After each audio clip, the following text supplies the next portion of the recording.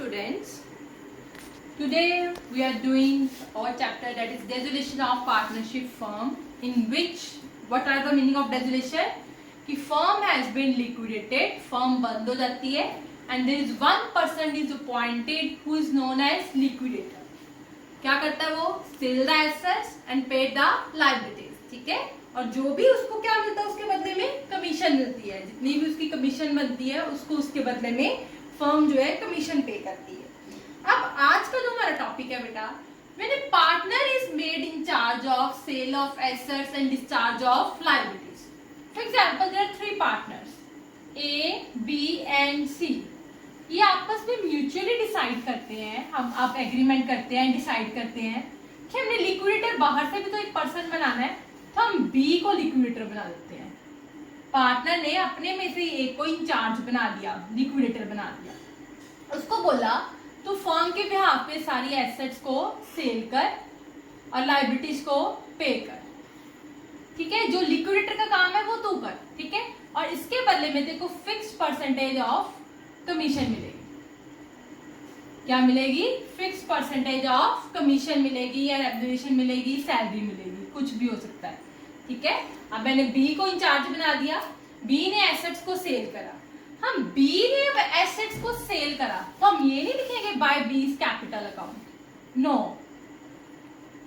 अब इसकी इंचार्ज है, अगर इसने एसेट्स को सेल करा तो हम क्या लिखेंगे? बाय कैश अकाउंट, जो हम लिखते हैं चाहे वो पार्टनर ने सेल करा है। अगर पार्टनर कोई ऐसा टेक ओवर करता है तो हम पार्टनर का नाम लिखते हैं ना, बट इसमें तो इंचार्ज ही बन गया, उसका काम अब हो गया लिक्विडेटर का। ठीक है, अगर तो कोई एसेट को टेक ओवर करेगा खुद वो, तो उसका नाम आएगा। अगर बी एसेट्स को सेल करेगा तो हम बाय कैश ही लिखेंगे, बी लायबिलिटीज को पे करेगा तो टू कैश ही लिखेंगे। क्योंकि देखो सब कुछ अपने आप तो नहीं होता ना, एक पर्सन ही होता जो काम करता है। या तो हम लिक्विडेटर अपॉइंट करते हैं, उसको कमीशन देते हैं, या पार्टनर्स ने अपने में से एक पर्सन डिसाइड कर लिया, उसको भी क्या मिलेगी? Fixed percentage of commission. यहाँ जितनी उसने एसेट सेल की है या लायबिलिटीज पे की है, उसके बेस पर उसको कमीशन मिलेगी। क्या एंट्री होती है उसकी कमीशन की या रेम्युनरेशन की? क्या एंट्री होती है? Realisation account debit to concern partners capital account. क्या एंट्री होती है? Realisation to partners capital account. ठीक है, और एक्सपेंसेस की भी realisation to partners capital account. But बेटा इस केस में प्रॉब्लम आती है, कई बार ये होता है कि अब पार्टनर ही अपनी मर्जी से कोई खर्चा कर देता है। पार्टनर क्या कर देता है? अपनी मर्जी से, इंचार्ज है वो रियलाइजेशन का, ठीक है, सारे एक्सपेंसेस वो बेयर करता है। तो अगर वो अपनी मर्जी से कुछ खर्चा कर देता है, अपने अकॉर्डिंग कोई खर्चा करता है जो फर्म का नहीं होता, तो उसकी एंट्री होती है partners capital account debit to cash account. अगर पार्टनर कोई अपनी मर्जी से खर्चा करता है तो उसकी एंट्री क्या होती है? Partners capital account debited to cash account. याद रखना क्या एंट्री होती है? Partner capital to cash. Realisation expenses, किसके एक्सपेंसेस है? रियलाइजेशन के, फर्म के खर्चे। ठीक है, लेकिन पे किसने किए? अब पार्टनर ने अपनी मर्जी से पे किए क्योंकि वो इसका इंचार्ज है। तो उस केस में एंट्री होती है रियलाइजेशन एक्सपेंसेस की partner capital account debit to cash account. बस ये याद रखना, because he is the in charge of all the dissolution of partnership firm, so all the realization expenses of firm bear by the partner. So entry क्या आएगी? Partner capital to cash. I hope ये आपको समझ लग गया हो। ठीक है, आज मैं आपको इसके रिलेटेड सम करवाती हूँ, ध्यान से सुनना बेटा। We will do our sum number 51. Please girls note down sum number 51. In this sum, A, B and C are partners sharing profits in the ratio of 3:2:1 and their firm is dissolved. Liability balance और asset side आपको given है। Adjustment करो। A was appointed to realize the assets. A को अपॉइंट किया गया है कि उसको सारे एसेट्स को रियलाइज करना है और लायबिलिटीज को पे करना है। ए अब पार्टनर है, पार्टनर में से एक पर्सन चूज किया गया है ए। उसको उसके बदले में क्या मिलेगी, 5% on all commission on all assets realised. जितने वो एसेट सेल करेगा उसके ऊपर 5% उसको कमीशन मिलेगी। And bear all the expenses, और जो सारे खर्चे भी हैं फर्म के वो कौन बेयर करेगा, खुद ही पार्टनर ही बेयर करेगा। Is it okay? सारे खर्चे कौन पे करेगा, पार्टनर इंचार्ज है तो पार्टनर इंडिविजुअल ही सारे खर्चे पे करेगा। नेक्स्ट, एसेट्स रियलाइज्ड गिवन है, ए ने जो एसेट्स रियलाइज किए हैं ये है। अब ए ने किए, हम ए के अकाउंट में नहीं डालेंगे, हम यही लिखेंगे एसेट्स रियलाइज्ड हुए हैं, ठीक है। Debtor, stock, investment, plant and expenses of realisation paid by firm 4100। अब एक्सपेंसेस रियलाइजेशन के फर्म ने पे किए, बट फर्म का इंचार्ज कौन संभाल रहा है ये सारा, ए ने। तो एक्सपेंसेस किसने पे किए, ए ने। तो हम एंट्री क्या करेंगे, पार्टनर्स कैपिटल टू कैश। अगर पार्टनर इंचार्ज ना होता तो हमारी एंट्री आती है रियलाइजेशन टू कैश। अब पार्टनर इंचार्ज है तो पार्टनर खर्चे पे करेगा, हमारी एंट्री आएगी partners capital to cash. Next है, फर्म ने पे किया 7200 आउटस्टैंडिंग सैलरी के लिए, 9800 उसने पे किया कमीशन रिसीव्ड इन एडवांस और 25,000 उसने पे किया प्रोविडेंट फंड, ठीक है। तो अब हम करते हैं सब अपना स्टार्ट। मैंने आपको स्टार्टिंग से सम करवाया, हम तीनों अकाउंट इकट्ठे बनाते हैं। Realisation account, particulars, amount, particulars, amount. Realisation हो गया हमारा। Next we will prepare partners capital account, debit credit लिख लेना, credit debit, particulars, there are 3 partners A, B and C, particulars A, B and C, okay done। Next last हमारा account कौन सा बनता है, cash account, particulars, amount, particulars and amount, credit debit. देखो सबसे पहले हम टर्न वाइज करेंगे, लायबिलिटी साइड कर लेते हैं। देखो पहले सबसे पहले क्या लिखा है, क्रेडिटर्स ट्रांसफर करते हैं, लायबिलिटीज ट्रांसफर इधर by creditors.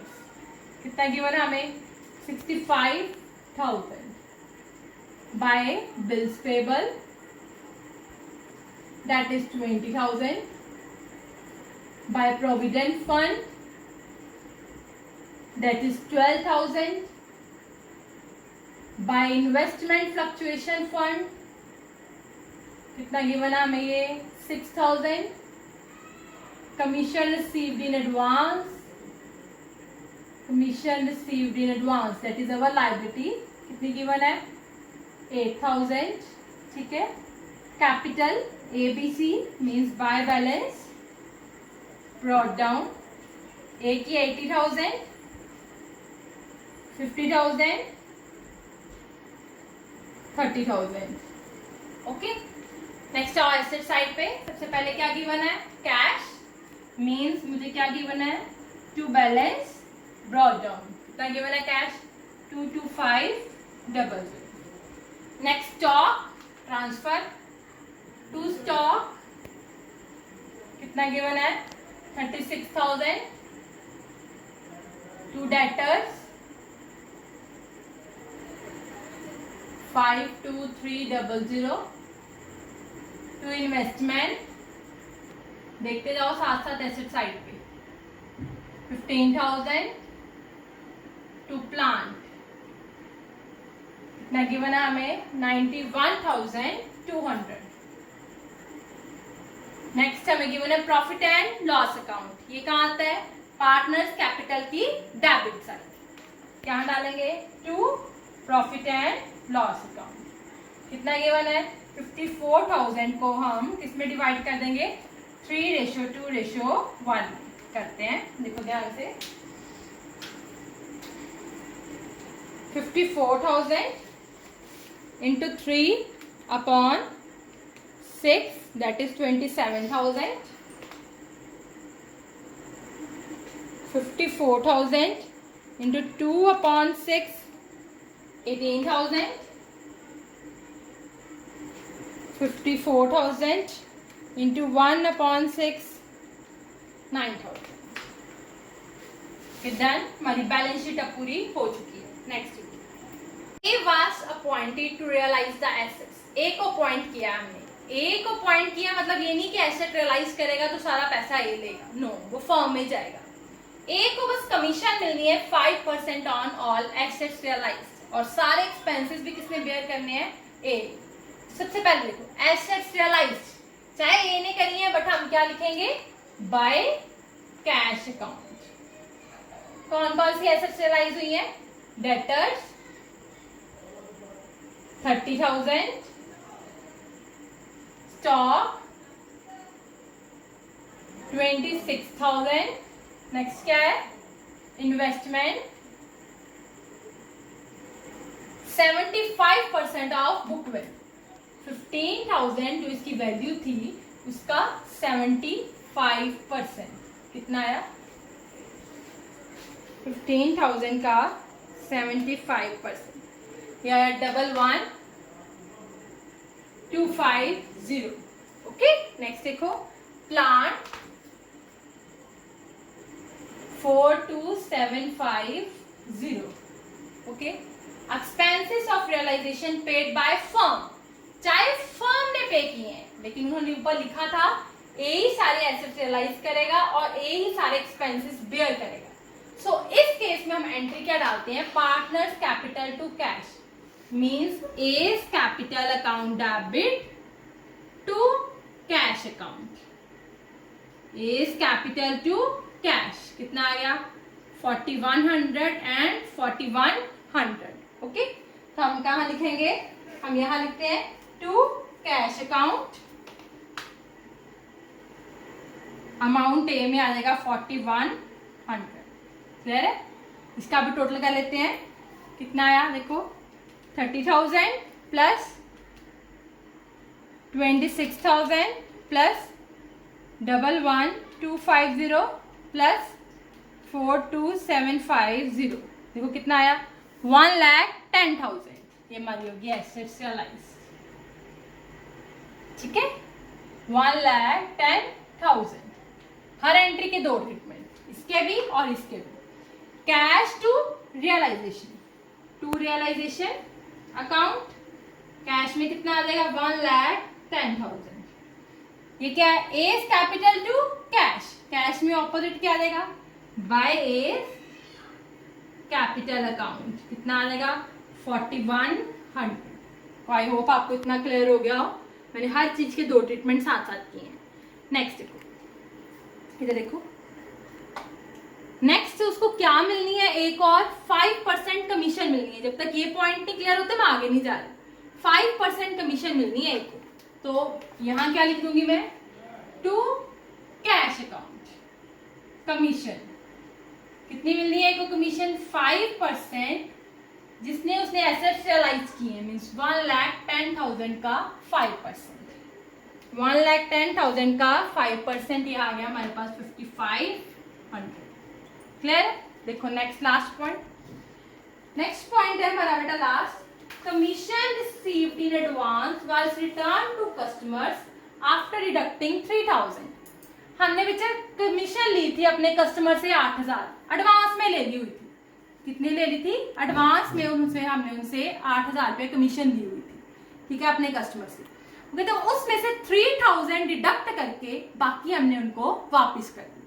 After deducting 3,000 remaining return to customers.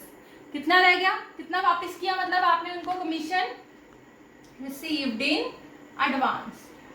कितनी थी कमीशन आपके पास उनकी? 8,000. उसमें से आपने 3,000 उनका डिडक्ट कर दिया और 5,000 आपने उनको वापस कर दिया. क्लियर? नेक्स्ट देखो. फर्म पे क्या लास्ट लाइन हमारी?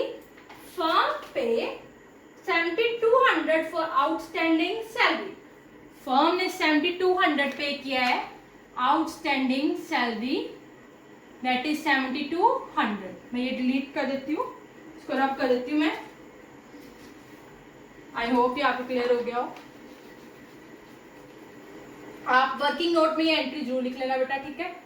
देखो नेक्स्ट, फर्म ने 7200 आउटस्टैंडिंग सैलरी के लिए पे किया है और कमीशन पे किया है फर्म ने एम्प्लॉयज को। कितनी कंपनसेशन अपनी पे की है एम्प्लॉयज को? 9800। और क्या पे किया? प्रोविडेंट फंड दिया है, एम्प्लॉयज प्रोविडेंट फंड दिया है। कितना दिया है? 25,000। ये सब उसने पे किया। ओके, मैं टोटल कर लूं इसका। अब देखो कुछ और तो नहीं रह गया, पहले देख लो। प्रोविडेंट फंड हो गया, कमीशन हो गया, investment is not necessity, creditors and bill paper. ये चाहे लिखा हो चाहे ना लिखा हो, बट इनको पे करना ही करना है। इन्होंने नहीं लिखा, बट आपने इनको पे करना है, क्रेडिटर्स को भी और बिल पेबल को। कितना है? 65,000 एंड 20,000। देखो आपने टोटल कितना पे किया, करो आप प्लस।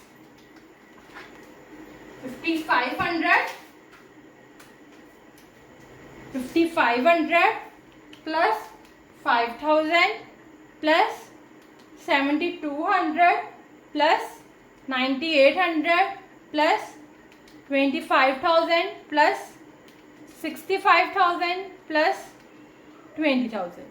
कितना पे किया आपने? 1,37,500। 137500। Realisation to cash. Cash account में क्या आएगा? By realisation account 137500। देख लो बच्चे एक बार, इतना हो गया सबको। सारी हमारी वो भी हो गई, एडजस्टमेंट भी हो गई। अब हम बैलेंस निकालते हैं। देखो करें उधर 65,000 plus 20,000 plus 12,000 plus 6,000 plus 8,000 plus 1,10,000 2,21,000। कितना आ गया हमारे पास? ये 2,21,000। ओके, ये मैं साइड पे लिख लेती हूँ, पता नहीं कौन सा बड़ा आता है। 2,21,000। उधर भी कर लेते हैं टोटल।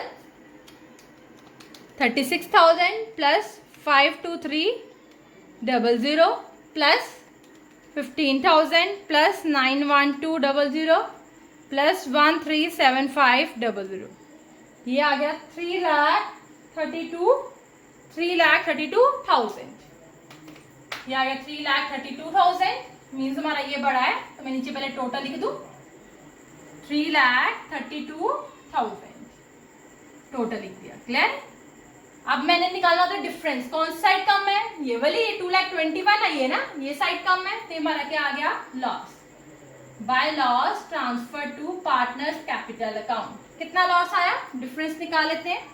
-2,21,000 1,1,1,000 कितना आ गया? 1,11,000। फिर मैं ए, बी और सी में डिवाइड कर देती हूँ 3:2:1 में। इंटू 3/6 555,000 1,11,000 इंटू 2/6 ये आया 37,000। 1,11,000 इंटू 1/6 या 18,500। लॉस आया है तो इधर आ जाएगा, क्या लिखूंगी? To realisation account. कितना आया? 555,000 37,000 18,500 हो गया। अब नेक्स्ट निकालते हैं हम बैलेंस। पहले एक 80,000 माइनस 27,000 माइनस 4,100 माइनस 555,000 6,600। देखो आ गया आपके पास। कितना आया? मैं दोबारा निकाल देती हूँ एक बार। बेटा हमारी एक एंट्री रह गई थी, उसको कमीशन मिली थी ना, एक को realisation to as capital account commission आई थी 5,500। कितनी आई थी कमीशन? 5,500। तो एज कैपिटल में क्या आ गया यहाँ पे? बाय रियलाइजेशन अकाउंट 5500, ठीक है। तो हम ए का निकाल लेते हैं।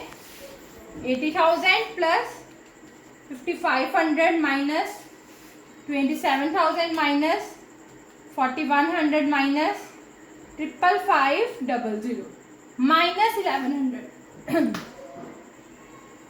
मीन्स इधर आएगा बाय कैश अकाउंट 1100, ठीक है। बी का निकालते हैं। 50,000 माइनस 18,000 माइनस 37,000, यह है मेरे पास माइनस 5,000 मीन्स इधर आएगा। उधर निकालते हैं। 30,000 माइनस 9,000 माइनस 18,500, 2,500 प्लस में आया मीन्स इधर आया टू कैश अकाउंट 2,500। ब्रैकेट में क्या लिखोगे? Final payment. हम कैश की एंट्री कर लें। Cash to A to B, यहां पे क्या आएगा? टू एज कैपिटल टू बीज 1100 5,000। ये क्या है? सीज कैपिटल टू कैश, यहां क्या आएगा? By C's capital that is 2,500। Okay, I think आपको क्लियर हो गया हो। देखो टोटल करते हैं हम इस साइड का। 22500, 1,10,000, 1,100, 5,000, 138600। उधर करते हैं 4,100, 1,32,000, 2,500, 138600। दोनों का टोटल मैच कर गया, इट मीन्स हमारा सम ठीक है। एक बार आप अच्छी तरह से सम देख लो, फिर भी अगर आपको कंफ्यूजन हो तो मेरे से पूछ लेना। थैंक यू बेटा।